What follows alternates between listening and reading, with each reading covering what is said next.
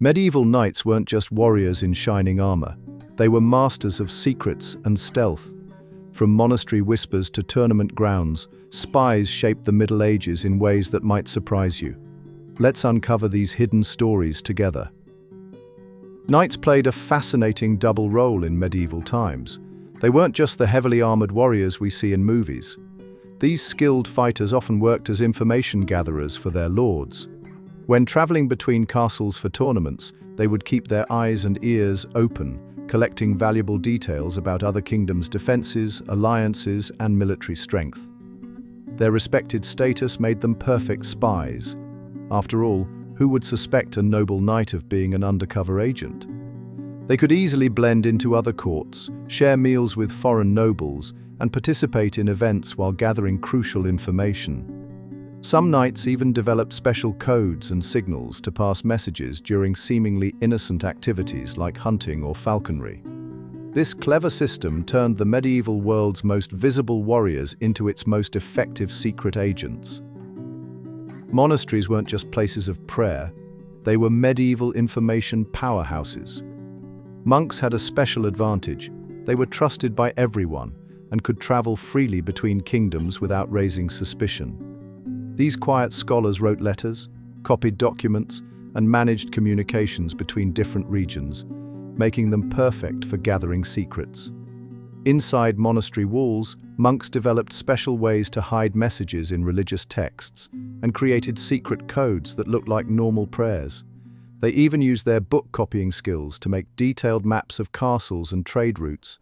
Kings and nobles often picked specific monasteries as their personal message centers, turning these peaceful places into medieval spy networks.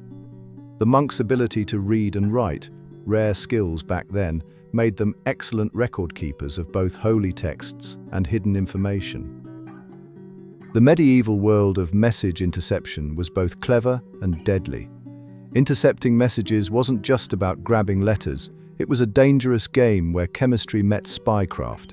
Secret agents would use special mixtures to reveal hidden writing in seemingly blank parchments, while others developed early forms of invisible ink made from milk or lemon juice. But the real danger came from poisoned letters. Some messages were coated with toxic substances that would kill anyone trying to read them without proper protection. Messengers carried antidotes and wore special gloves when handling suspicious documents. They also used clever tricks like hiding real messages inside fake ones or using multiple couriers with different routes to protect important information. Some even trained birds to carry messages, making it harder for enemies to intercept them. One of the most fascinating parts of medieval espionage was how some knights played both sides of the field. These skilled double agents would pledge loyalty to one king while secretly working for another. They used their respected position to move freely between royal courts, sharing carefully selected information with each ruler. Some knights became so good at this dangerous game that they maintained cover stories for years, attending feasts, participating in tournaments, and building trust while gathering secrets. They would often use clever tricks like hiding coded messages in poetry or pretending to be drunk to get others to talk freely. These knights walked a dangerous line. If caught, they faced execution for treason. But the rewards were huge. Land, titles, and power made the risks worth taking. Many successful medieval spies ended up as trusted advisors to kings, using their skills to shape medieval politics from the shadows.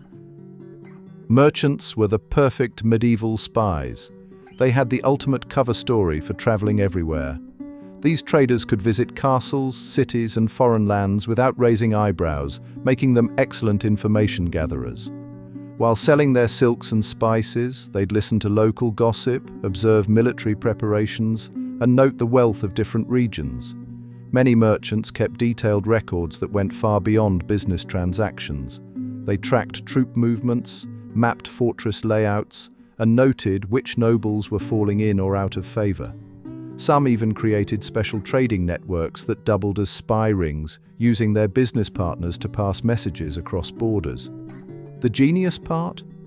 If caught with sensitive information, they could always claim it was just market research. Kings often hired trusted merchants for special missions, knowing their business connections could open doors that even knights couldn't access. Medieval castles weren't just strong fortresses, they were packed with secret passages and hidden features for spying. Builders added special acoustic channels in the walls that carried voices from one room to another, letting rulers listen in on private conversations. These whispering galleries used curved walls to bounce sound in unexpected ways. Castle designers also created false walls hiding secret rooms where spies could watch meetings through tiny holes. Some castles had trapdoors leading to escape tunnels, while others featured hollow pillars that worked like ancient intercoms. Even the gardens played a part. Certain spots were designed so guards could hear whispered conversations from far away. Smart rulers would hold important meetings near fountains, using the sound of water to prevent eavesdropping.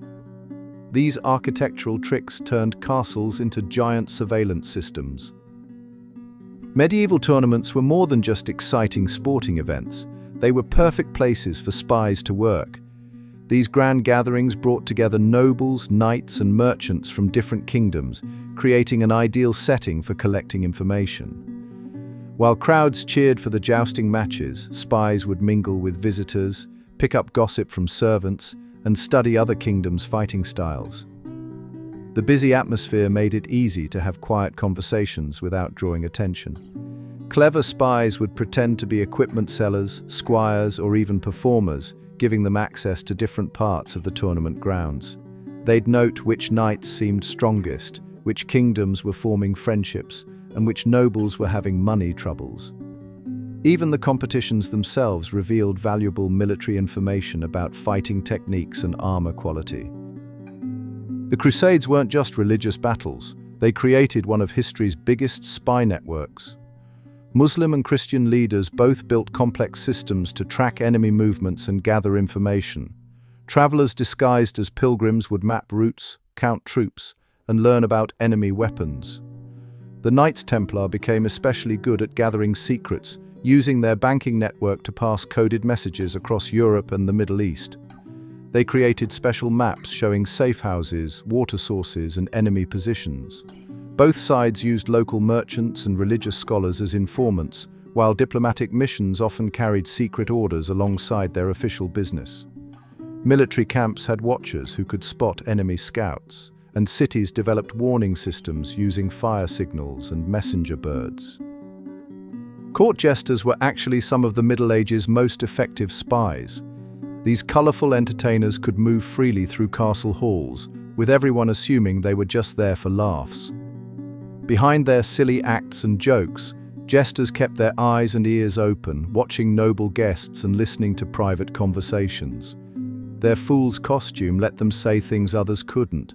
They could mock powerful people or hint at secrets while pretending it was all just part of the show. Kings often picked jesters carefully, choosing smart people who could read situations well and remember important details. Some jesters even passed messages between kingdoms, using their traveling shows as cover. After all, who would suspect the castle fool of being a master spy? The clever spy techniques from medieval times didn't just vanish, they evolved into many methods we still use today. Those secret monastery codes? They grew into modern encryption. The knights' cover stories as travelers? That became the foundation for modern spycraft. Medieval spies were masters at blending in, gathering information at social events, and building secret networks, all skills that today's intelligence agencies still value.